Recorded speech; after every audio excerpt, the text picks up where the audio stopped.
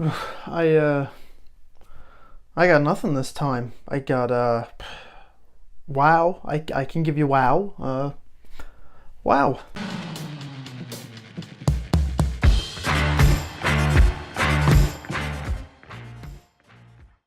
Hello ladies and gentlemen and movie lovers of all kind, and welcome back to another new release review.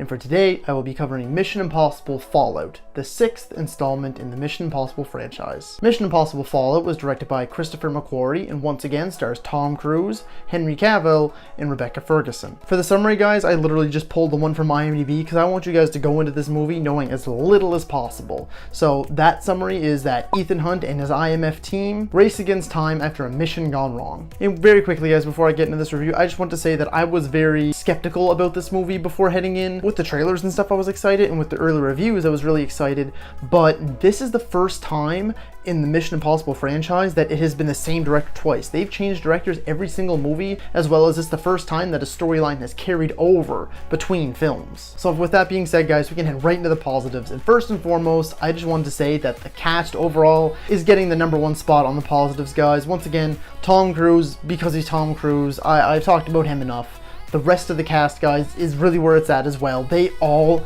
kill it in this movie, guys. Simon Pegg, again, he's hilarious. He's great as Benji. I love him in this role. One of my favorites of his for sure, and I am a big Simon Pegg fan, if you cannot tell. Rebecca Ferguson comes back in this one as well, and she is just same thing. She brings a whole lot of mystery and just a whole other element that wasn't in the other Mission Impossible movies before Rogue Nation. Henry Cavill is a badass, and the thing I like about this movie too is that it's once again, a very character-oriented film. That's something that the last few have done very well, and it's no different with this one. And the thing I love about this one that I found wasn't as prominent in the other ones, they focused on Tom Cruise very heavily, and that's not a problem because him as Ethan Hunt is amazing, but in this one, everybody has a time to shine.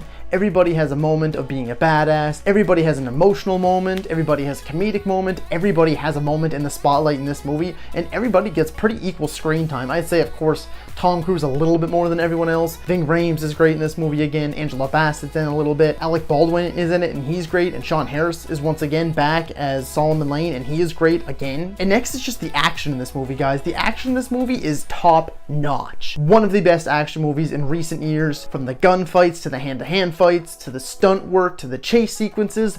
Everything in this movie is damn near perfect. The action in this movie will blow your damn mind. It's one of those things that me just talking about it doesn't feel like enough. You literally just have to go see it to know what I'm talking about. And the next thing too is that there are so many within these action sequences. There are so many just intense, gripping, white knuckle, hold your breath moments. I was on the edge of my seat for the vast majority of this movie. It literally felt like I couldn't move. I couldn't bring myself to move. The movie was so intense at so many moments. I just sat there in awe, and I was just biting my nails, gripping my seat, holding my breath. Like, I felt like I had to look away, but I couldn't. My eyes were glued to the screen. The intensity of this movie is off the charts. And now for a few more technical things, guys. The cinematography, once again, is phenomenal. From the very smooth fight scenes, the very smooth chase sequences, as well as a lot of on-location filming again, and just overall the beautiful aerial shots, the city landscapes, the mountainsides, everything about the cinematography is phenomenal in this movie. The lighting is actually something I noticed was done extremely well in this movie, as I don't think I've ever actually mentioned lighting in any of my other reviews. This movie is damn noticeable. There are very brilliant, bright, vibrant colors. There are a lot of darker tonal colors. The lighting shifts with the movie depending on the tone that the movie is trying to convey. The lighting shows that tone very well. And the sound design again too. I don't know if I've actually mentioned the sound design except for how they kind of went cartoonish-ish, at least I felt, in Ghost Protocol and then switched it back to more realistic in Rogue Nation. But the sound design in this is very well done. You feel every hit. It feels heavy, especially Henry Cavill when he starts throwing those hooks, guys.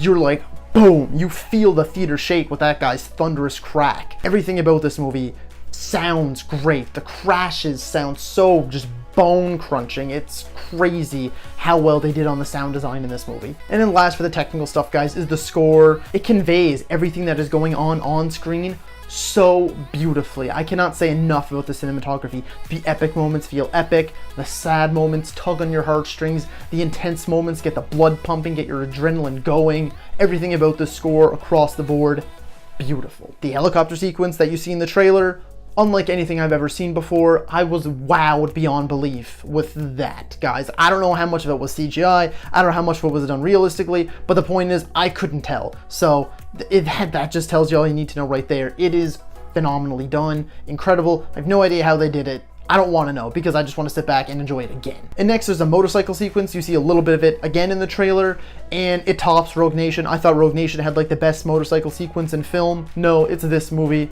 You have to see it, trust me. And to more of a story-sided perspective, there are so many twists and turns in this movie, but it doesn't feel like an overabundance of them, luckily. It feels like just the right amount. It keeps the movie fresh. It always keeps you guessing and wondering. It leaves you lingering on every single word to see if you can pick up what's going to happen next. You're always paying attention to the small, tiny, little minute details in every single scene. You're glued to the screen trying to hear every word and see everything on the screen at all times because you want to try to predict what's happening next, and I still wasn't able to do it. They really nailed that aspect. It kept the movie fresh and kept your attention the entire time. And something that I felt about this movie, it was something I thought right away, but it stayed with me the whole movie.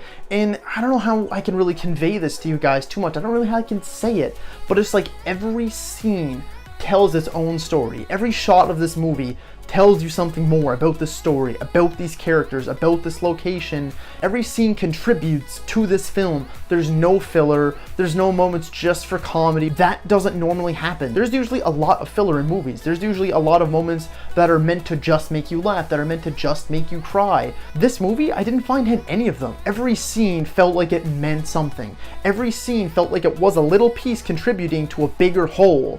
It really was the puzzle pieces coming together. I don't know how else to explain it. I haven't really felt this way about a movie in a while, but this movie does it phenomenally. And overall, guys, there's almost like two plots in this movie going on at the same time. They're just kind of going side by side. On one side, one plot is really well done, it's really well thought out, but I do not want to get into details with you guys. You just have to see the movie. Trust me, it is worth it. And I'll get to the other one later. And now for the middle ground, guys. I know you probably want to hear me praising about this movie more, but yes, there is a middle ground, and yes, there is a negative. The middle ground is the runtime of this movie. It clocks in at 2 hours and 27 minutes.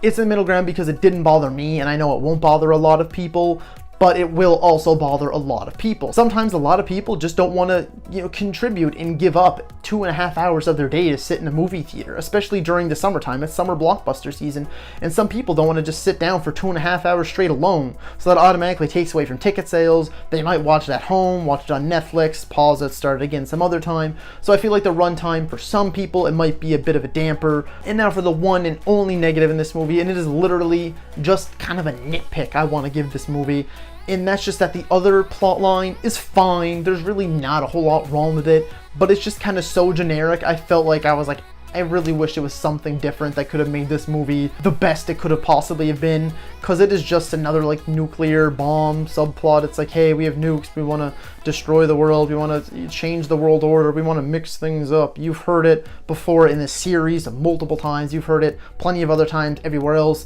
If they would have changed something with that plot or just focused solely on the one and expanded on it, I think that would have made a better movie. If they would have changed that up, it could have made this movie all positives. So guys, those were my thoughts on Mission Impossible Fallout. The brief summary, guys, is the cast is great, the action's great, the stunt work is phenomenal, the cinematography, the sound, the score, the lighting, all brilliant. In particular, the helicopter sequence and the motorcycle sequences are really big standouts, as well as the twists and turns in this movie, guys. It keeps the movie so fresh, and it always keeps you guessing, and it always keeps your attention focused on the screen, and only the screen. You will never once check your watch, your phone. You won't even want to look for your snacks. You'll just kind of...